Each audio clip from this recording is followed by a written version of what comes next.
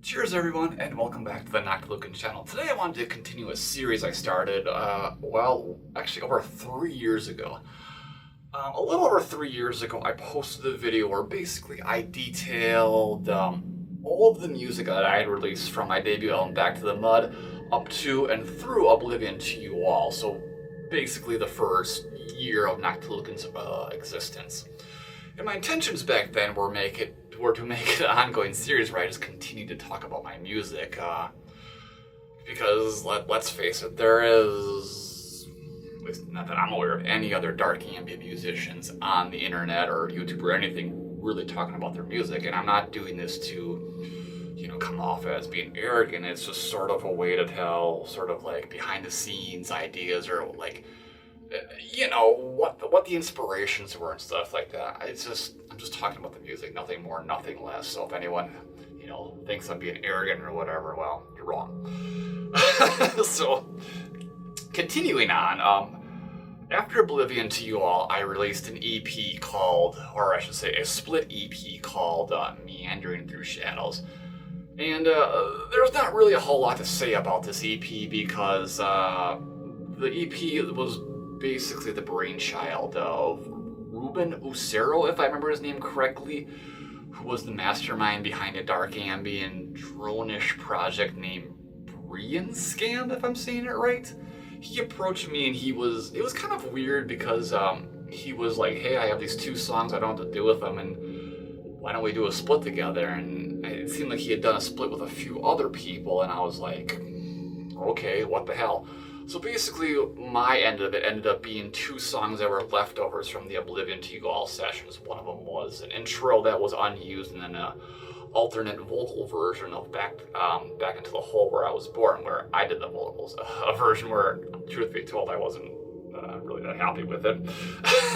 But that was that release, and it got released on one of the net labels, and then subsequently we both released it on our Bandcamp sites, and it really didn't attract much fanfare, and it was collectively no more than 28-30 minutes of music. But yeah. So then after that, I put out a single, or a lengthy single as I called it, called There's Blood on Our Hands. And this single was part of my 2016 single series, which also included Buried Alive in Mud and Neath the Cerulean Abyss.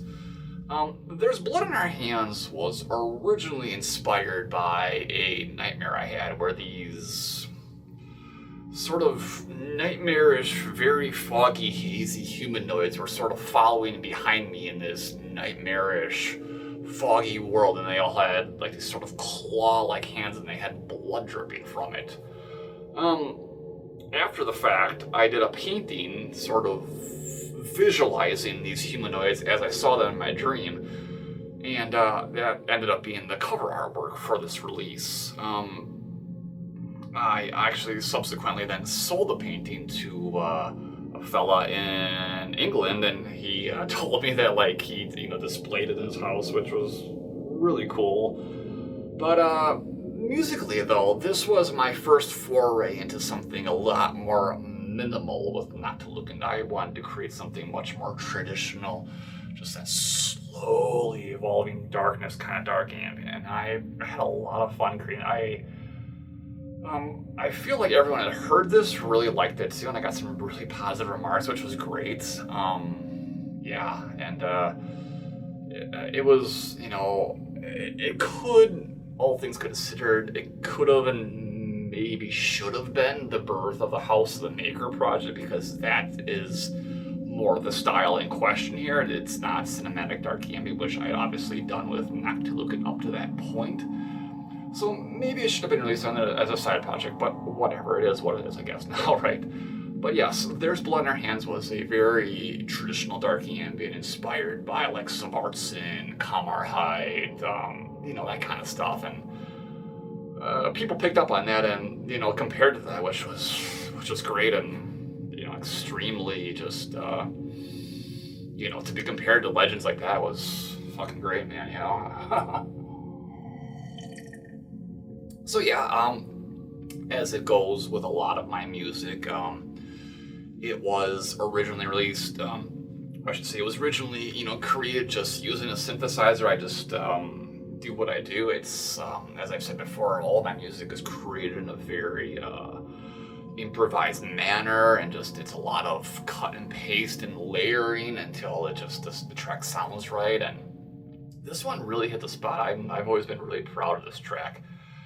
And it's interesting too, because looking back to that time frame, Gray Matter Productions, who also basically put out a sort of a compilation cassette of Beneath the Cerulean Abyss and Buried Alive in Mud, had asked me about sort of like doing I don't know if it would have been like a dual cassette or like a triple cassette sort of version of this album. And I in retrospect, I wish I would have been more patient and just been, put this all together, because it would have been a cool little package, I guess. But ultimately, Beneath the Cerulean Abyss and Buried Alive in Mud got released as just a single cassette, so it could have been more.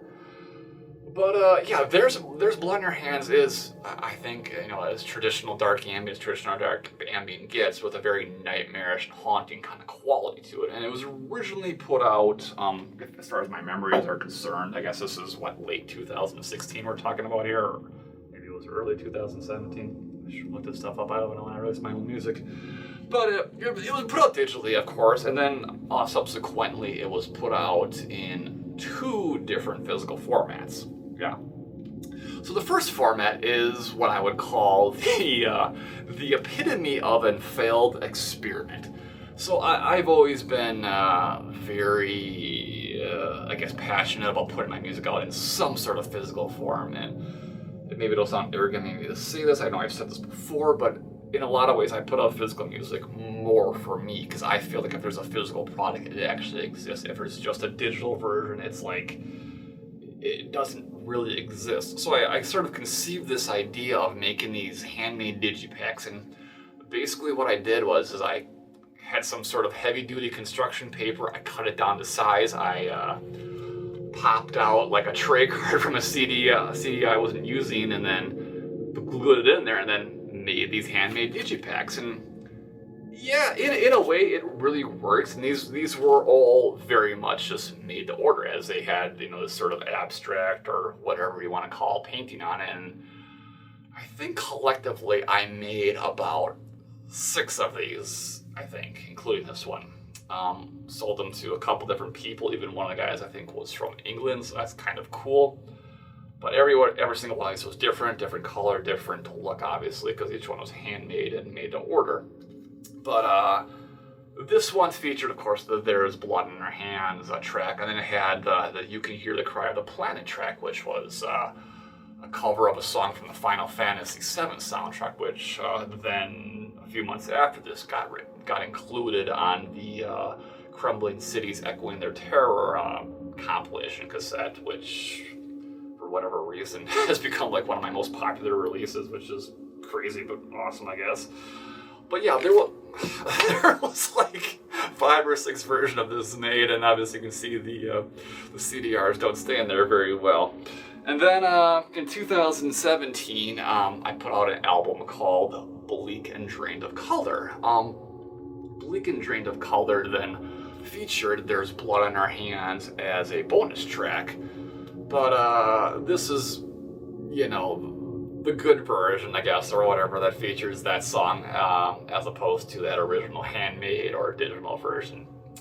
So yeah, I will definitely talk about the Bleak and Drained of Color in another video, but there you go. I just wanted to talk a little bit about There's Blood in Our Hands, and just kind of show these various different versions of it that have existed throughout the years. I actually think I saw a guy on Discogs selling the handmade version not too long ago. So if you're interested, it's definitely out there, but just know that it's pretty minimal in its style, and it's not perfect, man. It involved glue, paint, and X-Acto knives, and nothing is exact about it. It's DIY to the motherfucker, but yeah, man.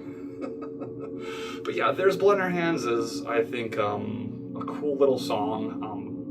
It's one that, in a lot of ways, I created sort of as